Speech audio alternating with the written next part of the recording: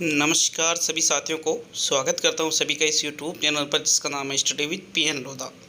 साथियों, हम यहां पर रीट पात्रता परीक्षा 2022 जो कि जुलाई माह में आयोजित होने वाली है, जुलाई माह में, और उसके बाद में जो थर्ड ग्रेड की मुख्य परीक्षा होगी उसके लिए, साथ ही सेकंड ग्रेड और फर्स्ट ग्रेड की जो शिक्षक भर्ती है इनके लिए भी मनोविज्ञान के बहुत ही शानदार 30 कठिन प्रश्नों को लेकर आए हैं। यहाँ पर ये साइकोलॉजी का जो टेस्ट है ये टेस्ट नंबर 42 है। साथियों, मैंने आपसे पहले ही कहा है कि आपको टोटल साइकोलॉजी के 100 टेस्ट इस यूट्यूब चैनल पर निःशुल्क ही मिलने वाले हैं। आज यहाँ 42वां टेस्ट हम हल करने वाले हैं। इसके बाद में भी 58 टेस्ट अभी और आपके आने वाले हैं मनोविज्ञान के। तो अगर आप निश्चित अपना सिलेक्शन चाहते हो आने वाली प्रतियोगी परीक्षा में, चूँकि सभी को पता है कि रीट की वैकेंसी निकल चुकी है, सेकंड ग्रेड की निकल चुकी है, फर्स्ट ग्रेड की विज्ञप्ति आ चुकी है, और रीट का आयोजन होने के बाद में मुख्य परीक्षा जो थर्ड ग्रेड की होगी उसकी विज्ञप्ति भी आ जाएगी। साथियों, तो इतनी सारी भर्तियां आपके पास है। अगर आप वास्तव में सिलेक्शन चाहते हैं तो तैयारी अच्छे से कीजिए, और तैयारी अच्छे से करेंगे तो सिलेक्शन भी ज़रूर होगा। साथियों, लगभग 47,000 पद आपके थर्ड ग्रेड का जो पेपर है रीट के बाद में, पहले आपको रीट देना होगा और उसके बाद में थर्ड ग्रेड देना होगा। तो 47,000 पद यहाँ पर है। लगभग 10,000 पद आपके यहाँ सेकंड ग्रेड में हैं और 6,000 पद आपके फर्स्ट ग्रेड में हैं। तो 47, 57, 6, 63, लगभग 60,000 प्लस यहाँ पे आपके पास वैकेंसीज़ है। यदि आप अच्छे से तैयारी करते हैं, सरकार आपके पास इतनी ज़्यादा वैकेंसीज़ है, इसलिए मैं आपको बोलता हूँ कि आप वर्तमान में ऐसी स्थिति में हैं। अब लास्ट में जाके आप तैयारी शुरू करते हो 2-3 महीने के लिए, सिलेक्शन वहाँ से नहीं होता है। वहाँ से सिर्फ 0.5% लोगों का ही सिलेक्शन होता है। साथियों, 99.95% का सिलेक्शन आपके यहीं से होगा, यहीं से, जो वर्तमान में तैयारी कर रहे हैं। तो चलिए शुरू करते हैं आज के इस वीडियो को। पहला प्रश्न देखेंगे। पहला प्रश्न है आपके, आगमन विधि में छात्र अग्रसर होता है। विकल्प है विशिष्ट से सामान्य की ओर, सामान्य से विशिष्ट की ओर, सामान्य से सामान्य की ओर, और विशिष्ट से विशिष्ट की ओर।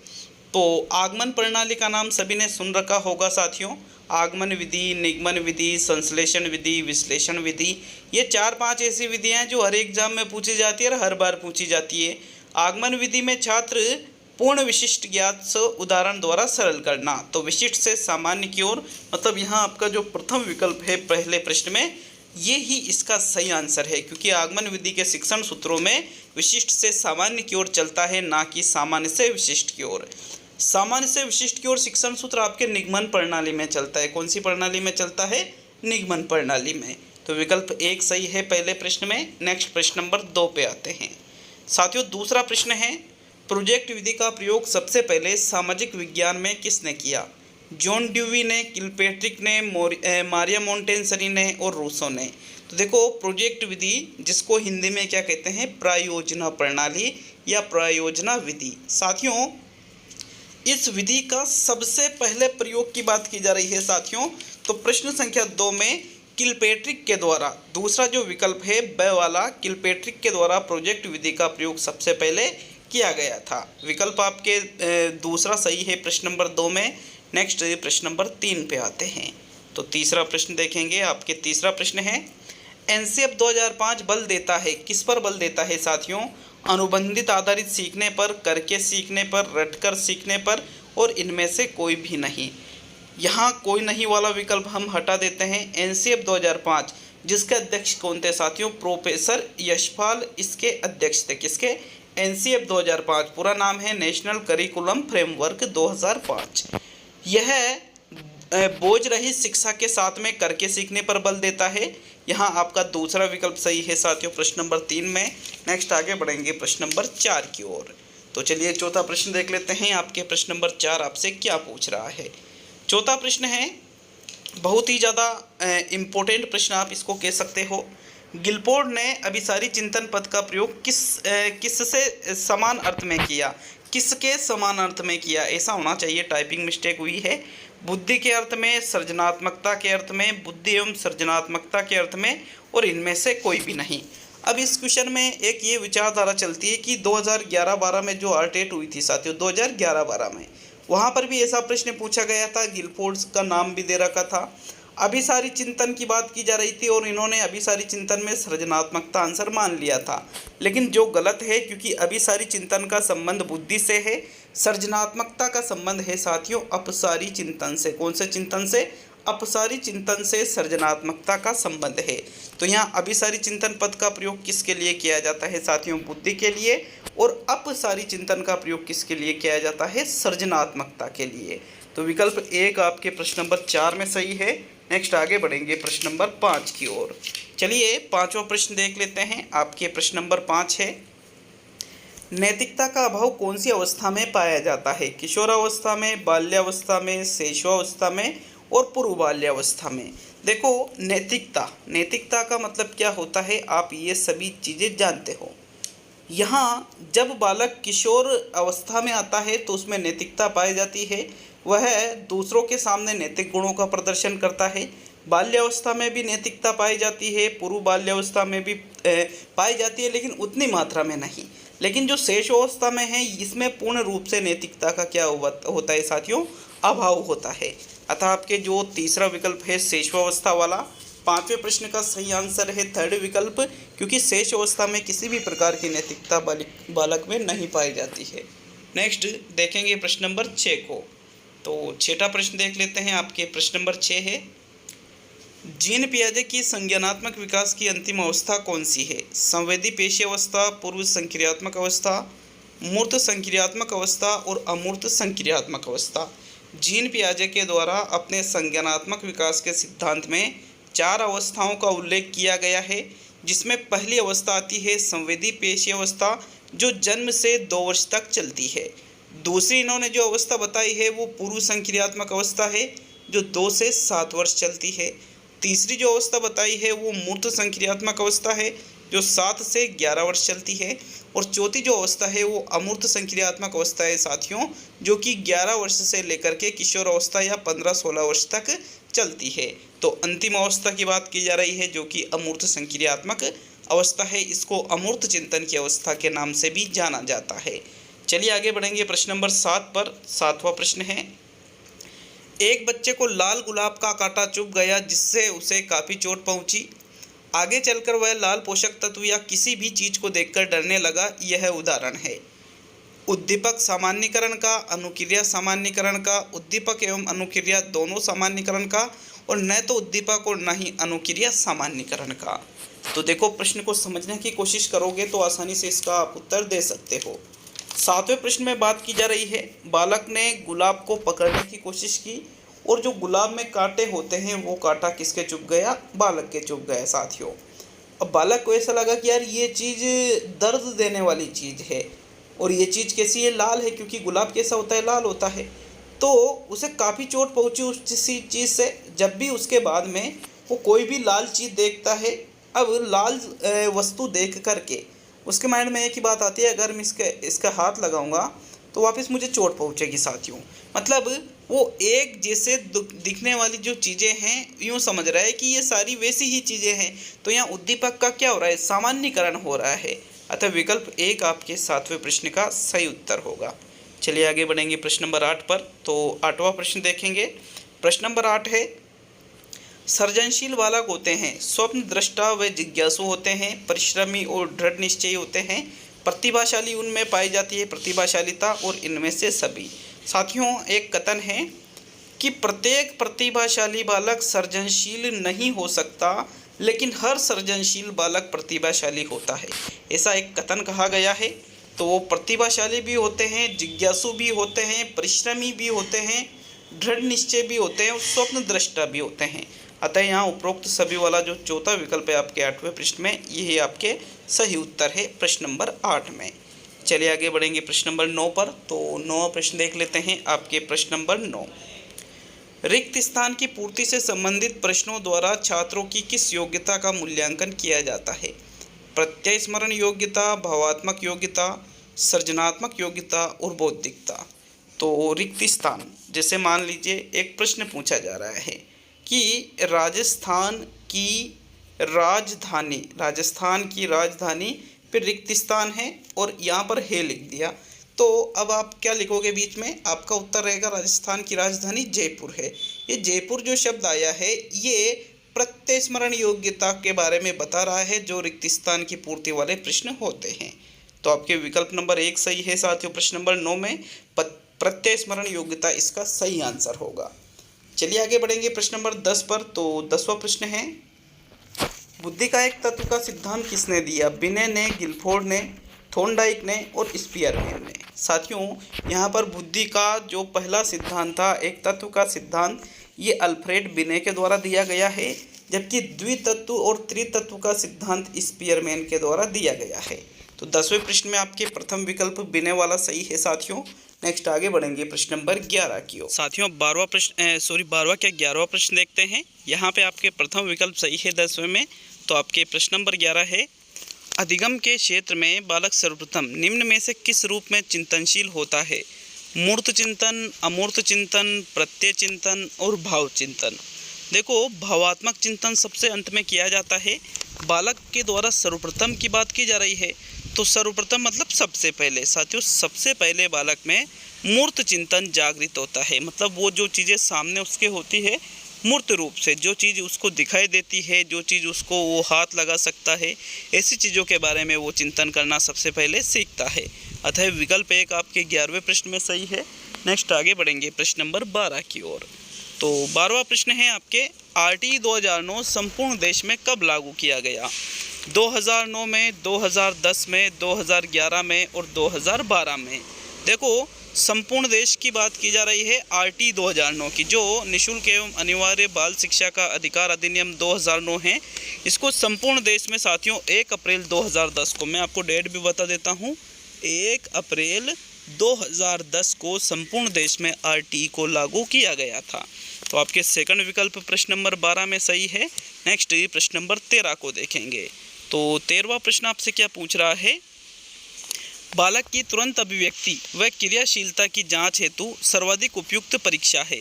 मौखिक परीक्षण, प्रायोगिक परीक्षण, लिखित परीक्षण और इनमें से सभी।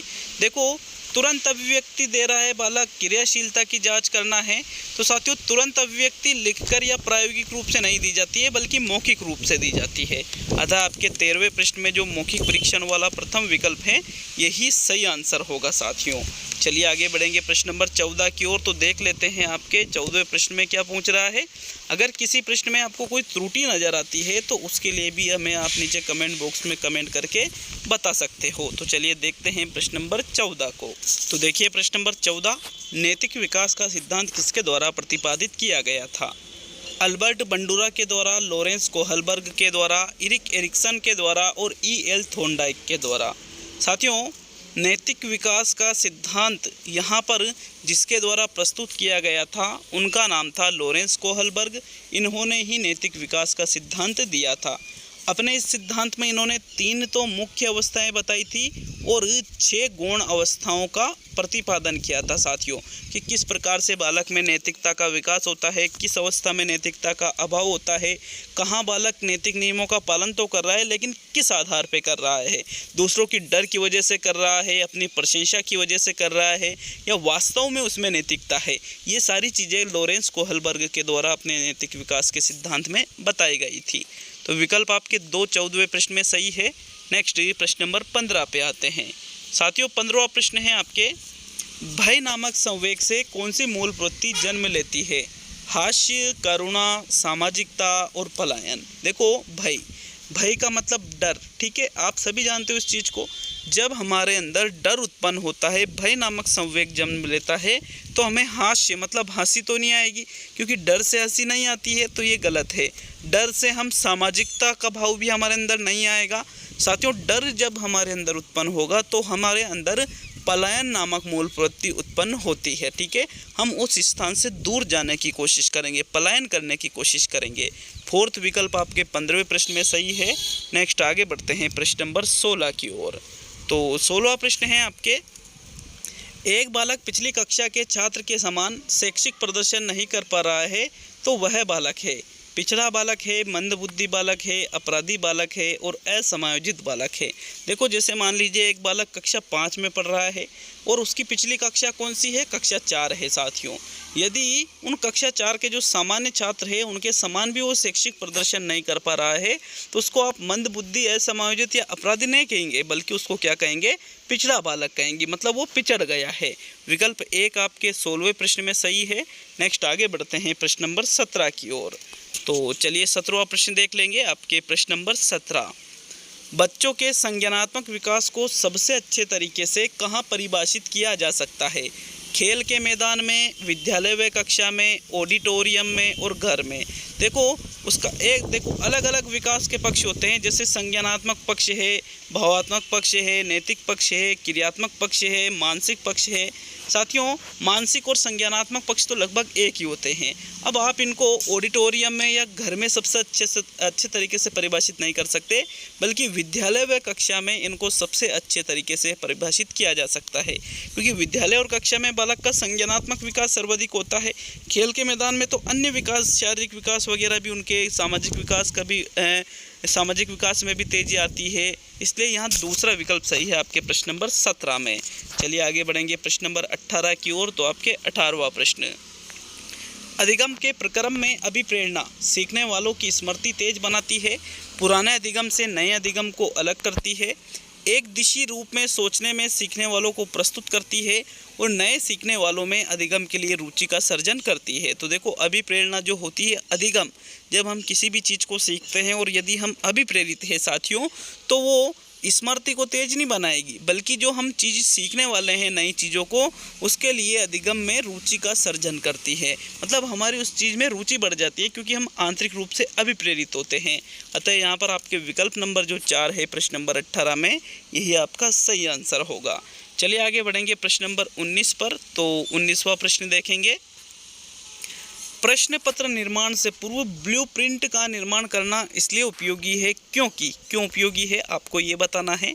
क्योंकि इससे बालक की आवश्यकता का सही मूल्यांकन संभव है, क्योंकि इसे संपूर्ण पाठ्यक्रम की विविध इकाइयों एवं उनमें विविध उद्देश्यों का संतुलित मापन संभव है, क्योंकि इससे छात्र के शारीरिक, मानसिक और भावनात्मक विकास का संतुलित मापन संभव है, और इनमें से कोई भी नहीं। तो जब हम प्रश्न पत्र का निर्माण करते हैं, मतलब प्रश्न पत्र मतलब पेपर बना रहे हैं, तो उसके पहले हम ब्लूप्रिंट बनाते हैं साथियों, कि कौन से उद्देश्य से संबंधित कितने प्रश्न पूछे जाएंगे, ज्ञानात्मक, भावात्मक, क्रियात्मक उद्देश्यों का वर्गीकरण किया जाता है। तो ऐसा इसलिए किया जाता है क्योंकि इस प्रकार से क्या होता है, जो संपूर्ण पाठ्यक्रम है इसकी विविध इकाइयाँ, विविध लिखा था यहाँ पे ना, विविध मतलब अलग अलग जो इकाइयाँ हैं उनके जो विविध उद्देश्य है, इनका संतुलित मापन हम ब्लूप्रिंट के माध्यम से कर सकते हैं। तो सेकंड विकल्प आपके 19वें प्रश्न में सही है। नेक्स्ट 20वें प्रश्न की ओर बढ़ते हैं साथियों। तो चलिए 20वां प्रश्न देखेंगे। तो प्रश्न नंबर 20 है आपके, अल्पवयस्क बच्चों के अधिगम में अभिभावकों की भूमिका होनी चाहिए। सक्रिय भूमिका होना चाहिए, संवेदनात्मक भूमिका होना चाहिए, संवेदनशील होना चाहिए या अधिसक्रिय। देखो अल्पवयस्क मतलब जो बच्चे वयस्क नहीं हुए हैं, अल्प मतलब थोड़े वयस्क मतलब ज़्यादा बड़े नहीं हैं, तो वो जो चीज़ें सीखने की कोशिश कर रहे हैं उसमें जो अभिभावक है, माता पिता है, उनकी भूमिका कैसी होना चाहिए, अति सक्रिय भी नहीं होना चाहिए बल्कि सक्रिय होना चाहिए, संवेदनात्मक या संवेदनशील भी नहीं होना चाहिए साथियों, सक्रिय होना चाहिए, एक्टिव होना चाहिए माता पिता भी बच्चों को सिखाने के लिए। तो विकल्प 1 आपके 20वें प्रश्न में सही है। नेक्स्ट आगे बढ़ते हैं प्रश्न नंबर 21 की साथियों। प्रश्न नंबर 21 देखेंगे। आपके 21वां प्रश्न है, राम एक शांत कमरे में पढ़ता है जबकि श्याम अपने दोस्तों के साथ सामूहिक रूप से पढ़ना पसंद करता है। यह उनके रिक्त स्थान है जिसकी आपको पूर्ति करना है। में विभिन्नता के कारण है, मूल्यों में विभिन्नता के कारण, अधिगम शैली में विभिन्नता के कारण, अभिक्षमता में विभिन्नता के कारण और परावर्तकता में विभिन्नता के कारण। देखो राम और श्याम दो अलग अलग यहाँ स्टूडेंट है। राम की क्या आदत है कि वो शांत कमरे में पढ़ेगा, और श्याम की क्या आदत है, वो सामूहिक रूप से पढ़ना पसंद करता है। तो मूल्य या अभिक्षमता नहीं है बल्कि ये है अधिगम शैली। अधिगम शैली मतलब तरीका, कि किस प्रकार से आप अधिगम करते हो, किस तरीके से अधिगम करते हो, ये चीज़ है ये। अतः आपके दूसरा विकल्प प्रश्न नंबर 21 में सही है। नेक्स्ट आगे बढ़ेंगे साथियों प्रश्न नंबर 22 की ओर। तो 22वां प्रश्न है आपके, बहुबुद्धि के सिद्धांत के अनुसार खिलाड़ी बनने की योग्यता के लिए बुद्धि आवश्यक है। अंतःवैयक्तिक बुद्धि, अंतर्वैयक्तिक बुद्धि, शरीर गतिमानी बुद्धि और स्थानिक बुद्धि। यहाँ पर देखिए बहुबुद्धि का सिद्धांत किसके द्वारा दिया गया था? गार्डनर के द्वारा दिया गया था। अब इसमें इन्होंने अनेक प्रकार की बुद्धि का वर्गीकरण किया है साथियों, अनेक प्रकार की बुद्धि बताई है। तो जो बालक खिलाड़ी बनने की योग्यता रखता है उसमें शरीर गतिमानी बुद्धि पाई जाती है। आपके थर्ड विकल्प 22वें प्रश्न में सही है। नेक्स्ट आगे बढ़ेंगे प्रश्न नंबर 23 की ओर। देखो आपके प्रश्न नंबर 23 है साथियों, डाइवर्ट थिंकिंग का संबंध है विषय वस्तु से, संक्रिया से, उत्पाद से और अपसारी चिंतन से। डाइवर्ट थिंकिंग साथियों, एक तो कन्वर्ट थिंकिंग होती है और एक डाइवर्ट थिंकिंग होती है। यहाँ पर डाइवर्ट थिंकिंग के बारे में बात की जा रही है। तो 23वें प्रश्न में कौन सा विकल्प सही है? डाइवर्ट थिंकिंग का संबंध इनमें से किससे है? साथियों, डाइवर्ट थिंकिंग का संबंध अपसारी चिंतन मतलब सृजनात्मकता से लिया जाता है। किससे लिया जाता है? सृजनात्मकता से लिया जाता है। अब ये चीज़ अलग से ही दे रखी है इसलिए हम अपसारी चिंतन कर रहे हैं यहाँ पर। तो आपके फोर्थ विकल्प सही है। नेक्स्ट ये प्रश्न नंबर 24 पे आते हैं। अगर ये नहीं होता तो फिर वहाँ संक्रिया आपका सही आंसर होता साथियों। तो चलिए नेक्स्ट प्रश्न नंबर 24 पे आते हैं। आपके 24वां प्रश्न, जिन इच्छाओं की पूर्ति नहीं होती है उनका भंडार ग्रह होता है। इदम होता है, अहम होता है, परम अहम होता है और इदम व अहम होता है। देखो हमारे अंदर अनेक इच्छाएं जन्म लेती है। सभी इच्छाओं की पूर्ति तो नहीं हो पाती, बहुत सी इच्छाओं को हम दबा देते हैं साथियों। तो जिन इच्छाओं को हम दबा देते हैं, जिनकी पूर्ति नहीं हो पाती है, वो इच्छाएं कहाँ पर जाती है? हमारे इदम में जाती है, हमारे अचेतन मन में चली जाती है साथियों वो इच्छाएं। और जब भी वैसा उद्दीपक हमारे सामने आता है तो वो इच्छा पुनः जागृत हो जाती है। तो इस प्रकार आपके इदम वाला जो पहला विकल्प है 24वें प्रश्न में, यही आपका सही आंसर होगा। नेक्स्ट प्रश्न नंबर 25 पे आते हैं। तो 25वां प्रश्न है, सृजनशीलता के पोषण के लिए सर्वश्रेष्ठ विधि है दृश्य श्रव्य विधि, व्याख्यान विधि, ब्रेन स्टॉर्मिंग विधि और इनमें से सभी। सृजनशीलता का पोषण आप व्याख्यान विधि से कभी भी नहीं कर सकते। तो इनमें से सभी वाला विकल्प भी क्या हो गया साथियों? गलत हो गया। यदि आपको सृजनशीलता का पोषण मतलब उसको आपको बढ़ावा देना है, आगे बढ़ाना है, तो इसके लिए ब्रेन स्टॉर्मिंग सबसे सर्वश्रेष्ठ विधि मानी जाती है। आपके थर्ड विकल्प 25वें प्रश्न में सही है। नेक्स्ट ये प्रश्न नंबर 26 पे आते हैं। तो 26वां प्रश्न है आपके, क्रियात्मक अनुसंधान का उद्देश्य है। क्रियात्मक अनुसंधान जो किया जाता है विद्यालय में, इसका उद्देश्य क्या होता है? नवीन ज्ञान की खोज करना क्रियात्मक अनुसंधान का उद्देश्य है। शैक्षिक परिस्थितियों में व्यवहार विज्ञान का विकास करना क्रियात्मक अनुसंधान का उद्देश्य है। विद्यालय तथा शैक्षिक प्रणालियों में सुधार करना और इनमें से सभी। देखिए साथियों, क्रियात्मक अनुसंधान जो कि विद्यालय में किया जाता है, और क्रियात्मक अनुसंधान में यहाँ पर देखो इसके जनक भी पूछा जाता है क्रियात्मक अनुसंधान का। तो इसके जनक कौन है? स्टीफेन एम कोरे। कौन है क्रियात्मक अनुसंधान के जनक? स्टीफेन एम कोरे इसके जनक माने जाते हैं, जनक कहे जाते हैं। और इसका उद्देश्य नवीन ज्ञान की खोज करना बिल्कुल भी नहीं होता है साथियों।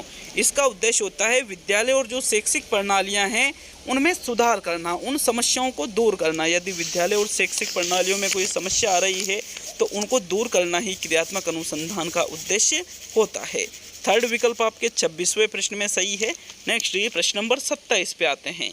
तो 27वां प्रश्न देखेंगे, शिक्षा का अधिकार अधिनियम 2009 में एक अध्यापक के लिए न्यूनतम कार्य सप्ताह के घंटे हैं। 40 घंटे हैं, 45 घंटे हैं, 50 घंटे हैं और 55 घंटे हैं।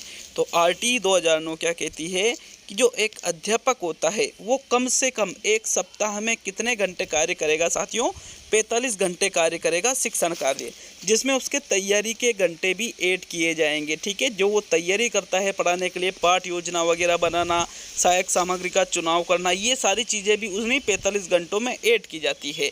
क्योंकि 7 दिन में से एक दिन तो स्कूल ही बंद रहता है, तो आपके 6 दिन के ही आप यूँ मान सकते हो साथियों। एक सप्ताह मतलब 7 दिन से लिया जाता है, लेकिन स्कूल 6 दिन खुलता है। तो यहाँ 45 वाला जो दूसरा विकल्प है ये सही आंसर है। तो चलिए आगे बढ़ते हैं। यहाँ आपके सेकंड विकल्प सही है प्रश्न नंबर 27 में। नेक्स्ट प्रश्न नंबर 28 पे आते हैं। तो 28वां प्रश्न है आपके, चिंतन प्रारंभ होने के लिए क्या आवश्यक है? समस्या आवश्यक है, भाषा आवश्यक है, तर्क आवश्यक है या पूर्व अनुभव आवश्यक है। देखो, हम कोई भी चीज़ के प्रति जब चिंतन करते हैं तो हम ऑटोमेटिक चिंतन नहीं करने लग जाते। हमारे माइंड में कोई प्रश्न आता है साथियों, कोई प्रश्नवाचक चिन्ह उस चीज़ पे लग जाता है, इसलिए चिंतन उत्पन्न होता है, चिंतन हम करने लगते हैं।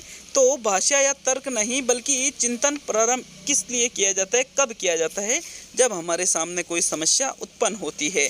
अतः हम ये कह सकते हैं कि चिंतन प्रारंभ होने के लिए क्या आवश्यक है? समस्या आवश्यक है। तो 28वें में प्रथम विकल्प सही है। नेक्स्ट 29वां प्रश्न देखेंगे, लेकिन वीडियो अच्छा लगे तो वीडियो को एक लाइक और कम से कम एक जगह शेयर जरूर करिएगा साथियों। चैनल पर नए हो तो सब्सक्राइब करके चैनल को बेल आइकन ऑन कर लेना, ताकि प्रत्येक वीडियो का नोटिफिकेशन आप तक पहुंच जाए। तो नेक्स्ट 29वें प्रश्न की ओर बढ़ते हैं और आप अपना स्कोर भी हमें कमेंट करके बताएं कि 30 में से आपके कितने प्रश्न सही बैठ रहे हैं। तो 29वां प्रश्न है, इस अवस्था में बालकों में नई खोज करने और घूमने की प्रवृत्ति पाई जाती है। शेष अवस्था में, उत्तर बाल्यावस्था में, किशोर अवस्था में और बाल्यावस्था में। देखो, नई खोज करना और घूमना, निरुद्देश भ्रमण की प्रवृत्ति, मुख्य रूप से ये बाल्यावस्था की विशेषता है साथियों। लेकिन अगर स्पेशली उत्तर बाल्यावस्था भी विकल्प में दे रखा है तो उत्तर बाल्यावस्था आपका सही आंसर होगा। 29वें में सेकंड विकल्प सही है। अब आज का अंतिम और 30वां प्रश्न देख लेते हैं। अंतिम और 30वां प्रश्न आपसे क्या पूछ रहा है, ये देखिएगा प्रश्न नंबर 30 को। चिंतन मानसिक क्रिया का रिक्त स्थान है जिसकी पूर्ति करनी है। पहलू है, ज्ञानात्मक पहलू है, भावात्मक पहलू है, क्रियात्मक पहलू है और इनमें से सभी। चिंतन भावात्मक या क्रियात्मक रूप से नहीं किया जाता है, बल्कि मानसिक रूप से किया जाता है और मानसिकता का संबंध हमारे ज्ञानात्मकता से होता है साथियों। तो चिंतन मानसिक क्रिया का कौन सा पहलू है? ज्ञानात्मक पहलू है। इस प्रकार से आपके साइकोलॉजी के 42 टेस्ट पूरे हो चुके हैं। 58 टेस्ट अभी और बाकी है। 41 टेस्ट आप ये जो प्लेलिस्ट दिख रही है ना, इस पर टच करके देख सकते हो 41 टेस्टों को। तो मिलते हैं अगले वीडियो में। बहुत बहुत धन्यवाद सभी का।